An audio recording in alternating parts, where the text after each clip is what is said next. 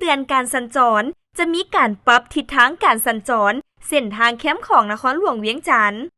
เริ่มมีการแต้มเส้นและปรับโครงสร้างของเส้นทางเพื่อรองรับการปรับทิศทางการสัญจรอยู่ถนนเจ้าฟ้างุมเศรษฐาธิราชและเส้นทางแคมป์ของทาวัดจันทร์เจ้าอนุวงศ์อิงตามแจ้งการของเจ้าของนครหลวงเวียงจันทน์ฉบับเลขที่06/จนวลงวันที่21กันยายน2023ว่าเพื่อคุ้มครองจัดสรรเปลี่ยนทิศทางการสัญจรในตัวเมืองแนะใส่ลดผ่อนความแออัดของการสัญจรหรือว่ารถติดและการเกิดอุบัติเหตุเฮ็ดให้การสัญจรตามถนนในตัวเมืองนครหลวงเวียงจันทน์มีความเป็นระเบียบเรียบร้อยและโรงเรียน